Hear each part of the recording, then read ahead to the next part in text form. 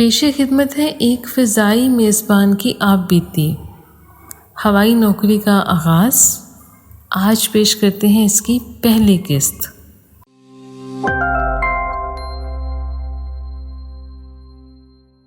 اس کو لکھا ہے خاور جمال نے۔ خاور جمال کہتے ہیں جس طرح شراب اور جوے کے فوائد کم اور نقصانات زیادہ ہیں، اسی طرح فضائی عملے میں بھرتی ہونے کا معاملہ ہے۔ دور کے ڈھول سہانے ہوتے ہیں، دنیا دیکھیں گے، سیر کریں گے، 5 اسٹار ہوٹلوں میں قیام اور نہ جانے کیا کیا خواب۔ پھر پتہ چلا بلکہ لگ پتہ گیا کہ یہ ایک انتہائی عجیب قسم کی نوکری ہے۔ نہ دن کا پتہ، نہ رات کا حساب کتاب، نہ کوئی کھانے کا وقت، نہ سونے جاگنے کا۔ استاد صبح 6 بجے فلائٹ ہے تو 2 بجے اٹھ کر شیو کرو، نہا دھو کر بیبے بچے بن کر بیٹھ جاؤ کہ 3 بجے گاڑی لینے آ جائے گی۔ اس نوکری سے پہلے بہت سیدھی سادی زندگی تھی۔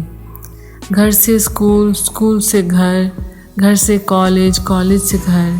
سچی بات ہے معلوم بھی نہیں تھا کہ اس نوکری میں ہوتا کیا ہے اور اس شعبے میں بھرتی کیسے ہوا جاتا ہے۔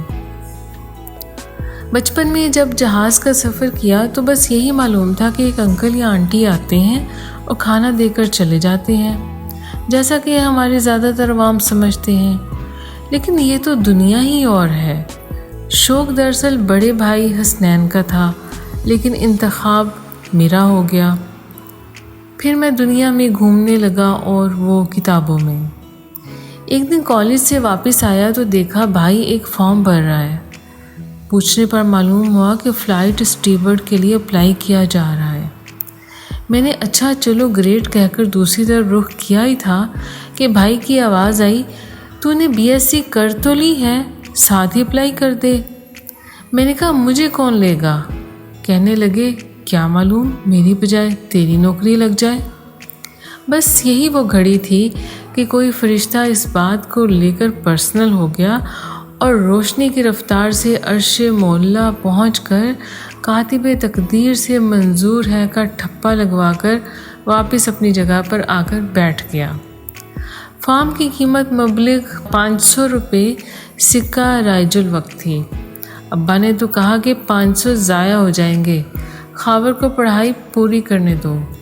میں اس وقت MBA کر رہا تھا اور ویسے بھی کوئی خاص گھومنے کا شوق نہیں رکھتا تھا، مگر مجھے کیا معلوم تھا کہ اگلے 15 سال میں نے ایسا گھومنا ہے کہ میرے بارے میں یہ مقولہ جائز طور پر استعمال کیا جا سکے گا کہ ہاں بھائی اس نے تو دنیا دیکھی ہے۔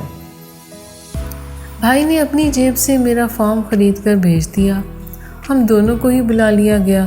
انٹرویو ہوا، بھائی کامیاب نہ ہو سکا اور میری بھرتی ہو گئی۔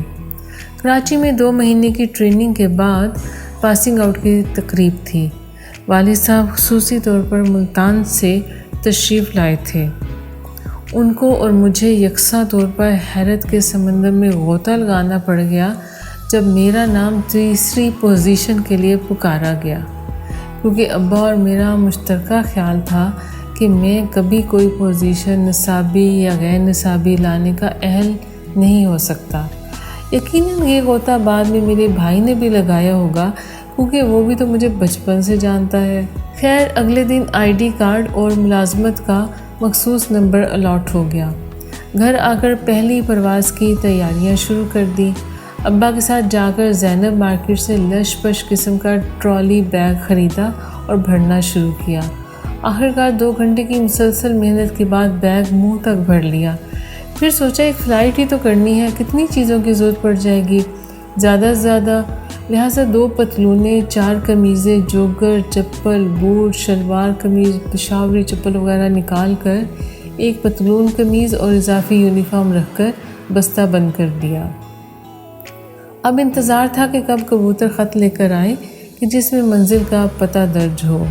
یہاں خط سے شاعر کی مراد ڈیوٹی لیٹر اور کبوتر سے مراد ڈسپیچر ہے۔ تقریباً 8 بجے بیل بجی، دروازہ کھولا تو اندر ڈیوٹی لیٹر کی بجائے اسلام آباد تبادلے کی خبر پائی۔ اس زمانے میں نئی نئی موبائل تک رسائی ملی تھی، لہٰذا اسے نکال کر دوستوں کو SMS کیا اور یہی جواب پایا کہ سب کو اسلام آباد تبادلے کا ہی لیٹر ملا ہے۔ فوراً سے پہلے منہ ملتان شریف کیا۔ اسلام آباد رپورٹ کرنے کے لیے 7 دن کا وقت تھا، لہٰذا 6 دن ملتان میں گزار کر 7ویں دن اسلام آباد پہنچ کر ڈیوٹی کے لیے حاضر ہو گیا۔ ہر مہینے تمام عملے کو ایک مخصوص لائحہ عمل، جس کو عرف عام میں روسٹر کہا جاتا ہے، دے دیا جاتا ہے۔ اس پر پروازوں کے دن اور تاریخ درج ہونے کے ساتھ ساتھ آرام، چھٹی اور اسٹینڈ بائی دنوں کی تفصیلات بھی درج ہوتی ہیں۔ اسٹینڈ بائی دنوں سے مراد یہ ہے کہ آپ اس وقت دن کے ایک مخصوص دورانیے میں گھر پر موجود رہیں گے۔ اگر آپ کی ضرورت پڑتی ہے تو آپ کو پرواز کے لیے بلا لیا جائے گا، اگر نہیں تو اس مخصوص دورانیے کے بعد باقی کا دن آپ کی چھٹی۔ ہمارے یہاں سمیت تمام دنیا کے فضائی میزبان یہ اسٹینڈ بائی دن اس برائلر مرغی کی طرح گزارتے ہیں جو مسلسل کسائی کو اپنے آس پاس کی مرغیاں ذبح کرتے ہوئے دھڑکتے دل کے ساتھ دیکھ رہی ہوتی ہے، مگر پنجرے سے باہر نہیں جا سکتی۔ عجیب بیہودہ دن ہوتا ہے۔ سارا دن بستر پر لوٹیاں مارتے رہو کہ کہیں فلائٹ پر جانا پڑ گیا تو کم از کم آرام تو کیا ہوا ہوگا۔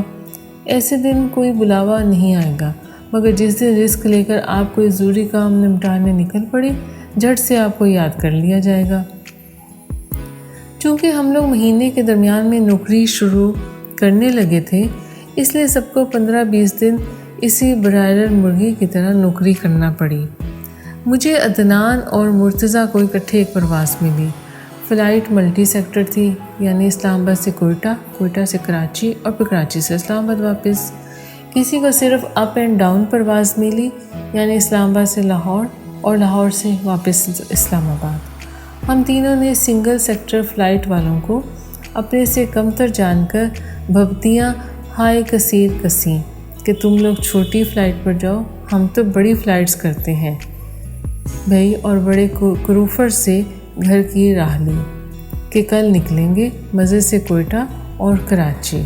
لیکن اس پہلی پرواز پر جو درگت بنی وہ اگلی قسط میں ملاحظہ فرمائیے گا۔